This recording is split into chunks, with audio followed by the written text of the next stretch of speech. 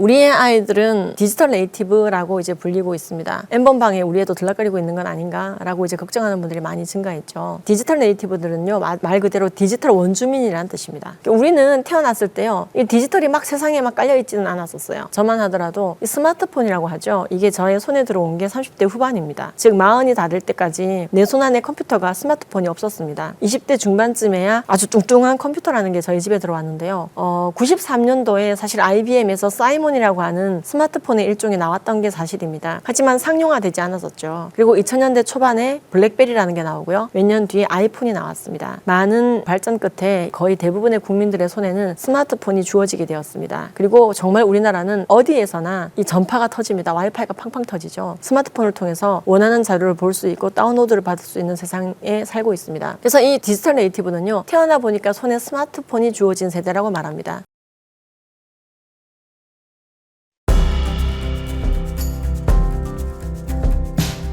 CTS 기독교TV 4인 4색 시청자 여러분 반갑습니다. 김지연입니다. 예, 저는 성경적 성교육 강사들을 양성하고 있는 강사입니다. 또한 학교에서 이 성경적인 성가치관에 대해서 교육을 하고 있습니다. 지난번에 이어서 오늘은 이 진짜 성경적인 성교육을 위해서 우리가 어떤 준비를 또 해야 되는지에 대해서 말씀을 드리고자 합니다. 그런데 지난번에 보신 바와 같이 그렇게 외설적이고 잘못된 성교육을 하면서 아이들에게 책임이나 생명에 대해서는 가르치지 않고 굉장히 경험 위주의 성관계를 가져보라고 부추기는 것과 같은 교육을 하고 있는 성교육에 대해서 이미 학교를 자퇴하고 전학하는 일들이 해외에서 벌어지고 있고, 그런데 문제는 그와 비슷한 교육을 우리나라도 퍼오고 있고, 그런 부분이 이제 굉장히 문제라고 말씀드렸어요. 그죠? 걱정이 되더라. 그럼 이제 우리는 거기에 대해서 좀 해법을 제시해야 되지 않겠습니까? 가정에서 그리고 교회에서 이 성경에 근거해서 교육을 하는 것이 굉장히 중요한데요. 많은 분들이 이제 문제점을 느끼면서도 선뜻 하지 못한 이유들이 여러 가지가 있습니다. 우리의 아이들은 디지털 네이티브라고 이제 불리고 있습니다. N번방에 우리 애도 들락거리고 있는 건 아닌가라고 이제 걱정하는 분들이 많이 증가했죠. 디지털 네이티브들은요, 말 그대로 디지털 원주민이라는 뜻입니다. 우리는 태어났을 때요, 이 디지털이 막 세상에 막 깔려있지는 않았었어요. 저만 하더라도 이 스마트폰이라고 하죠. 이게 저의 손에 들어온 게 30대 후반입니다. 즉 40이 다 될 때까지 내 손 안에 컴퓨터가 스마트폰이 없었습니다. 20대 중반쯤에야 아주 뚱뚱한 컴퓨터라는 게 저희 집에 들어왔는데요. 93년도에 사실 IBM에서 사이몬이라고 하는 스마트폰의 일종이 나왔던 게 사실입니다. 하지만 상용화되지 않았었죠. 그리고 2000년대 초반에 블랙베리라는 게 나오고요. 몇 년 뒤에 아이폰이 나왔습니다. 많은 발전 끝에 이제 우리 거의 대부분의 국민들의 손에는 스마트폰이 주어지게 되었습니다. 그리고 정말 우리나라는 어디에서나 이 전파가 터집니다. 와이파이가 팡팡 터지죠. 그래서 어디서나, 그렇죠, 인터넷을 통해서, 스마트폰을 통해서 원하는 자료를 볼 수 있고 다운로드를 받을 수 있는 세상에 살고 있습니다. 그래서 이 디지털 네이티브는요, 태어나 보니까 손에 스마트폰이 주어진 세대라고 말합니다. 이 세대들은 좋은 점도 있지만 또 많이 극복해야 될 부분들이 있습니다. 굉장히 빠른 시간에 많은 정보를 처리하고 여러 사람과 커뮤니티에서, 인터넷 커뮤니티에서 만나면서 통합적인 사고를 하지만 어찌 보면은 또 이런 문제들이 있는데요. 너무나 많은 정보를 무차별적으로 막 받아들이게 됩니다. 뭔가 하나 검색했을 때 너무나 무엇이 옳고 무엇이 그른지 필터링 할 수가 없을 정도로 많은 정보들이 무제한적으로 주어지게 됩니다. 많은 노력을 하지 않고도. 그리고 너무나 많은 걸 받아들일 뿐만 아니라 자신을 너무나 많이 노출합니다. 그래서 이제 소위 말하는 많은 팔로워들을 얻기 위해서, 나를 봐주는 사람을 많게 하기 위해서 굉장히 위험한 일을 하기도 하고, 드러내선 안 되는 부분을 드러내기도 하고, 너무나 심하게 자기의 사생활을 드러내기도 합니다.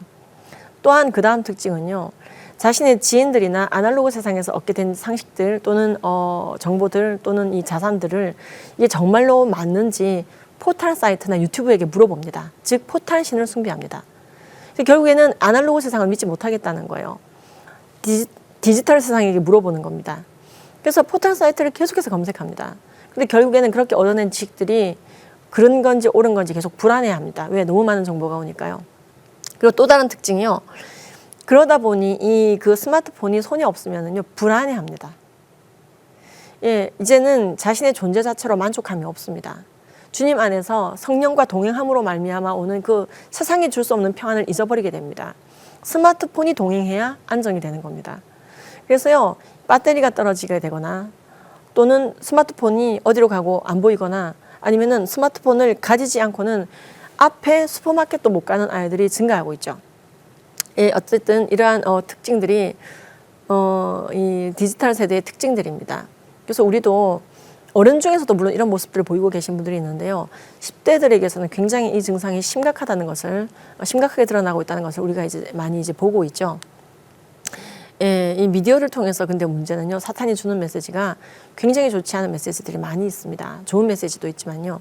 특히 결혼 이외의 루트로 일어나는 모든 성적인 공유가 사실은 더 자유롭고 좋은 것이다. 성경과 정반대로 자꾸만 교육합니다. 세상의 미디어들은요, 이 스마트폰을 통해서 우리 아이들에게 그리고 컴퓨터를 통해서 접근해 와서 결혼 이외의 루트로만 너의 성을 구현하라고 자꾸만 얘기합니다. 성경은 결혼 이외의 루트로 일어난 성관계를 간음이라고 부르거든요. 근데 세상은 아니다. 결혼만 하지 마, 아이만 낳지 마, 그런 건 하지 말고 결혼 이외의 루트로 모든 성적인 쾌락을 누리고 아무것도 남기지 말고 죽거라라고 말합니다. 그러나 성경은 이 땅에 번성하고 충만하며 부부 안에 성을 주셨습니다. 결혼 안에서. 그래서 이 부부간의 성이라고 하는 것은 자녀 생산과 또한 희락과 선포적인 기능을 가지고 있습니다. 그래서 하나님께서 우리에게 이 부부라고 하는 이 관계를 통해서 영적인 자산을 더 축적해가고 영성이 깊어지고 연합하여 한 몸이 된다는 것이 무엇인지 알게 하시고 또 영성을 세워주십니다. 그런데 이 지금 세상은요, 굉장히 심각한 비혼주의로 가고 있습니다. 제가 청년부들을 강의할 때 20, 30, 40들이 앉아 있습니다. 20대, 30대, 40대들이 앉아 있습니다. 예전에는 20, 30이었는데요. 지금 청년부에 가면 이제 제가 20, 30, 40 여러분 반갑습니다 라고 인사합니다. 그럼 본인들도 웃어요. 그리고 제가 이렇게 질문합니다. 여러분 대부분이 독신의 은사를 선물로 받으셨죠? 라고 얘기하면요. 다들 깔깔깔 웃으십니다. 그 웃음의 의미는 두 가지죠. 아니라는 의미, 그렇죠? 아닌 걸 알고 있다는 의미, 그리고 또 다른 의미는 결혼하고 싶다는 의미입니다. 그것이 보통 보편적인 성경적 성교육에서 가르치는 것들입니다. 이 땅에 번성하고 충만하라. 그래서 창세기부터 우리가 화끈하게 순종해보자 할 때 그러면 결혼하라고 저희는 얘기합니다. 우리가 세상이 주는 메시지와 정말로 충돌하는 메시지가 되어져 가고 있습니다. 이게. 그래서 이게 교회 안에서도 이제 그런 말을 하면 안 된다는 거예요. 비혼주의를 존중하자는 거예요. 독신의 은사라고 하는 것은 물론 성경에 나오는 표현은 아닙니다만 성적인 어떠한 충동을 잘 승화시키거나 결혼하지 않고도 주님의 뜻을 잘 파악하고 잘 따라가는 그러한 사람들을 우리가 보통 독신의 은사를 가진 자라고 표현하죠. 이것은 비혼주의와는 굉장히 다릅니다. 결혼을 통해서 손해를 보게 되거나 희생을 해야 될 텐데 절대 나는 그런 걸 하지 않겠다라고 치닫는 것이 독신의 은사를 가지는 것과는 동일시되어서는 안 됩니다. 지금 세상이 이 비혼주의로 굉장히 부추깁니다. 그래서 결혼 이외의 루트로 너의 모든 성적인 충동과 욕망을 모두 다 채워넣고 결혼만 하지 말거라 라고 가르치는 거예요. 그리고 그것은 자기 성적 결정권이라고 말합니다. 자꾸만. 그래서 그렇지. 맞아. 가정을 이룰 필요가 없어. 예수께서 가라사대 한 남자와 한 여자가 연합하여 한 몸을 이루라 그랬는데 그거 굉장히 피곤한 거야. 끔찍한 거야 라고 말합니다. 그런 세대들이 많아질수록 사탄은 좋아하죠. 예. 지금 결혼 이외 루트로 성을 구현하라고 사탄이 말한다고 했는데 이 말들이 어느 루트를 통해서 오느냐? 미디어입니다. 우리가 함께 연합해서요. 성경적인 성교육을 할 수가 있습니다. 성경책이 벌써 가이드라인이에요. 정말로 성경적 성교육은 해야 돼. 그러면서도 활성화되지 않은 많은 이유들이 있는데요. 그중에 대표적인 게 성경적인 성교육은 금욕주의 아닙니까? 결국 성관계하지 말라는 거 아닙니까? 아닙니다. 성경이 성관계하지 말라고 하지 않습니다. 부부간에 얼마든지 해야 됩니다. 우리는 하나님께서 우리에게 주어진 아름다운 부부라는 것을 통해서 결혼과 자녀 양육 그리고 가족 간의 친밀함과 소통을 통해서 정말 주님 나라를 우리의 삶 가운데 구현할 수가 있습니다. 그것도 어떤 분들은요. 내가 문제다. 내가 잘못했을 때 사고를 쳤다. 내가 결함이 있다. 내가 지금 당장 문제다. 이런 분들이 계세요. 그래서 나는 성경적인 성교육을 할 자격이 없다라는 거예요. 그렇지 않습니다. 우리가 회개할 때 하나님께서는요. 우리의 죄를 사하시고 그렇죠. 이 땅을 고친다고 말했습니다. 우리가 회개할 때 그렇죠. 흰눈보다 더이게 양털보다 깨끗게 하십니다. 우리는 온전한 양육자가 아니기 때문에 성교육을 할 수가 없다. 여러분, 온전한 자가 없다고 성경은 선포하고 있습니다. 그러나 온전하여 지려고 노력하라고 되어 있습니다. 나의 아버지가 온전하니 너희도 온전하라. Be perfect. 그렇죠?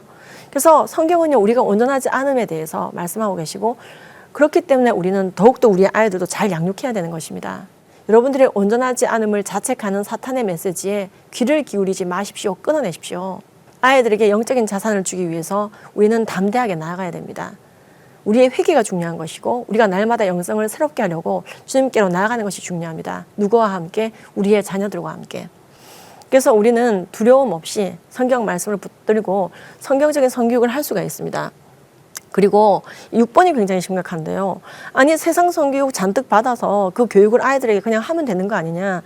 세상 성교육, 세상적 지식을 많이 탑재하고 책이 많이 나와 있는데 그 교육 받아서 성경 구절만 거기 얹어서 교육하면은 그게 성경적인 성교육 아닐까요? 하면서 교재는 일반적인 가치 중립적인 책을 쓰고 성경적인 구절을 얹어서 교육하려는 분들이 계십니다.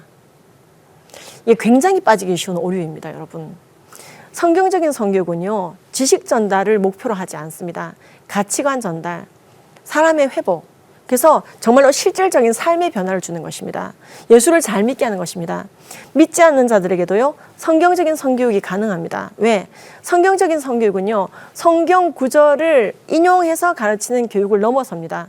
성경적인 가치관 자체를 주는 것이에요. 거꾸로 말하면 믿지 않는 자들에게도 성경적 성교육을 할 수가 있는데요, 성경 구절을 빼고 성경적인 가치관을 가르치는 것입니다. 놀랍죠? 저는 일반 학교에서나 교육청에서 강의를 할 때도요, 이 성경 구절을 인용하지 않고 가치관 자체를 가르칩니다. 예. 그리고 굉장히 많은 사람들이 열광합니다. 좋아합니다. 왜? 이것은 생명과 거듭남과 진리에 입각해서 가르치는 교육이기 때문에 그렇습니다. 모든 사람들이 살고 싶어 하죠. 그래서 성경적인 성교육은 누구나 좋아하는 것입니다. 하지만 세상 성교육의 패러다임에 성경 구절을 얻는다고 해서 성경적인 성교육이 아닙니다. 여기서 온 오류 때문에 지금까지의 성경적인 성교육이 굉장히 많이 미궁에 빠졌던 것이고 활성화되지 않았던 부분이 큽니다. 그리고 이 7번째는 굉장히 심각한 고민들입니다. 이 부분이 제가 이제 그 필리핀 갔을 때도 그렇고요, 스웨덴에서도 그랬었고요, 학부모들이 하소연해오는 내용들이었습니다. 뭐냐? 아이들과 소통이 이미 단절됐습니다. 애들이 내 말을 안 들으면 어떡하지? 그래서 어떻게 하시고 계시나요? 안 하고 있는데요, 대화를. 제가 이제 캘리포니아의 학부모들은요, 이런 경우가 있었습니다. 아이들이 영어를 너무 잘하는 거예요. 나는 영어가 너무 안 되는 거예요. 그래서 소통이 단절된 경우도 있었고요. 서로 대화가 된다 하더라도 가치관이 너무 다른 거예요. 캘리포니아의 급진적인 성교육을 말씀드렸는데 문화 자체가, 그리고 아이들이 안 들으려고 하고, 근데 사실은 더 근본적으로는요, 이 모든 것을 넘을 수 있는 것이 부모의 태도입니다. 예, 애티튜드, 예, 태도입니다. 사도 바울은 이 마음이라고 하는 것을 애티튜드로 표현할 때도 있었습니다. 우리가 아이들을 향하는 우리의 태도는 우리의 마음이 되는 것인데요, 우리가 두 가지 텍스트를 통해서 아이들에게 성경적인 성교육을 할 수가 있습니다. 하나는 삶을 통해서, 그리고 하나는 언어를 통해서. 아, 그렇죠. 예, 우리가 삶을 통해서 보여주는 게 굉장히 중요합니다. 따라하라고 하지 않아도 아이들은 따라합니다. 삶을 보면서. 그래서 어찌 보면은 어떠한 사회 속에서 우리가 쓰고 있는 페르소나를 모두 벗어버리고 가정에 들어갔을 때 우리가 지내는 우리의 모습들이 아이들이 사실 적나라하게 보는 우리의 모습들이에요. 우리의 인간성의 밑바닥을 모두 알고 있는 사람이 바로 우리 자녀들일 겁니다. 어찌 보면은. 그래서 내 삶의 밑바닥을 다 보고 있는 아이들이 바로 내 자녀인데, 나는 삶을 굉장히 잘 갖고 가야 되겠네요. 사실 맞습니다. 하나님 안에서 우리가 정말로 우리의 삶을 정결하게 올려드리고 그 모습을 우리 아이들이 보고 배운다는 것입니다. 내가 하나님과의 관계를 계속해서 잘 세워가려고 노력하지 않는데 아이들한테는 잘 세워가려고 노력해라? 사실 굉장히 이거 어렵습니다. 아이들은 이 이중의 메시지가 오게 되면은 굉장히 혼란스러워합니다. 엄마는 세상적인 가치를 위해서 굉장히 쫓아가는데 나한테는 하나님을 잘 믿으래. 그렇죠. 두 가지 메시지가. 언어적으로는 이런 메시지가 오는데 삶을 통해서는 다른 메시지가 오는 것이죠. 이게 아이들에게 영적인 정신분열을 일으킵니다. 여러분들은 분명히 지금 이 방송을 듣고 있는 이유가 하나님을 사랑하기 때문에 그래요. 그리고 자녀를 사랑하고요.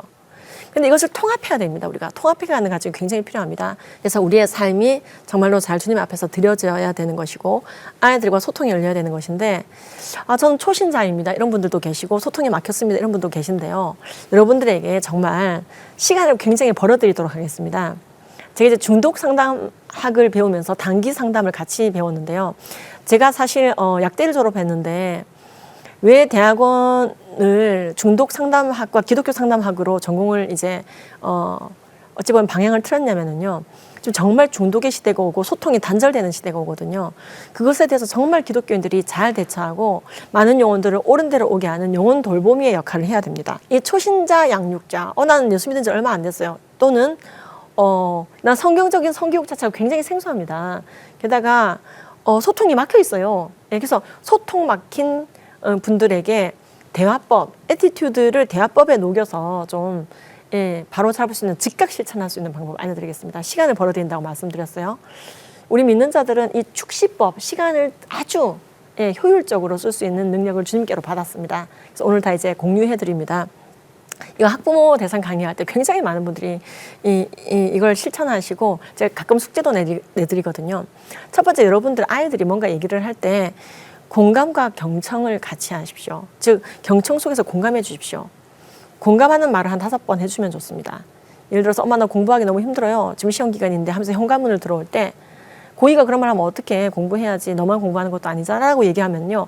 바로 비전 제시, 공부하라는 비전 제시로 들어가기 때문에 아이들에게 버겁습니다. 그리고 대화가 단절됩니다. 그래서 너 정말 공부하기 힘들겠다. 시험 기간이면 나도 이상하게 그때마다 딴일 하고 싶더라. 엄마도 그랬었어. 그런데 또 네가 힘든 이유 중에 하나가 어저께 잠을 또 못 자서 더 그럴 거야. 어쩌면 좋아. 지금요 연속해서 5번 공감한 거죠. 그래서 3번 이상의 공감을 해주고 그 다음 비전 제시. 근데 어떡하겠어. 고2인데 또 너가 지금 놀면 오히려 불안할걸? 엄마가 주스 한 잔 갖다 줄까? 피로 회복될 텐데.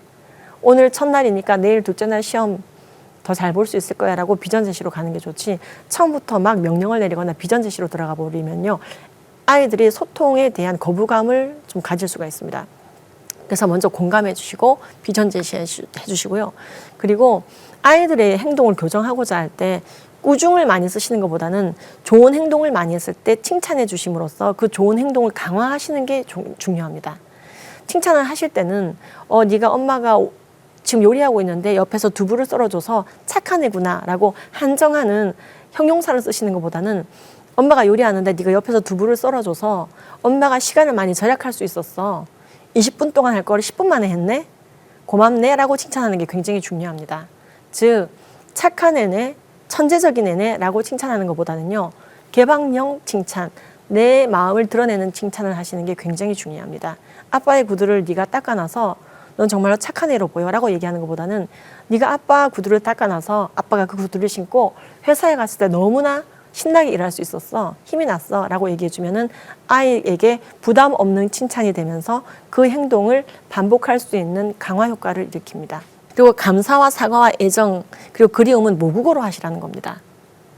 여러분 평소 때는 막 아이들 야단치거나 뭔가 명령을 내릴 때는 모국어로 따박따박 하시면서 사랑해라는 말을 할 때는 왜 I love you 그러세요?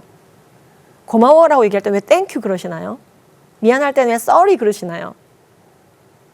우리가 우리의 마음을 아이들에게 직면하기 어려울 때 또는 그게 쑥스러울 때 민망할 때 또는 내가 그런 말을 많이 듣지 못하고 컸을 때 그런 일들이 벌어집니다. 너무 고마운데 아이가 나에게 물 한 잔을 줘서 너무 고마운데 땡큐 하지 마시고요. 고마워. 또는요 이름을 부르면서 철이야 고마워. 이 고마움이라고 하는 것은 굉장히 중요한 마음의 표현의 감정인데요. 그냥 땡큐 이렇게 하시지 마시기 바랍니다. 집에서 만약 영어 쓰는 집이라면 땡큐 하셔야겠지만은 한국말 쓰시는 집이라면요 고마워라고 얘기하시기 바랍니다. 이건 부모 자식 간이 아니어도 마찬가지예요. 예.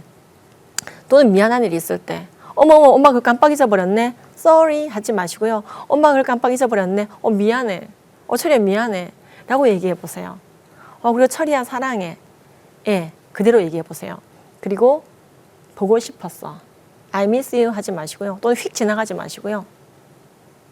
보고 싶었어. 학교 갔다 오는 모습 보니까 엄마 왜 이렇게 좋지?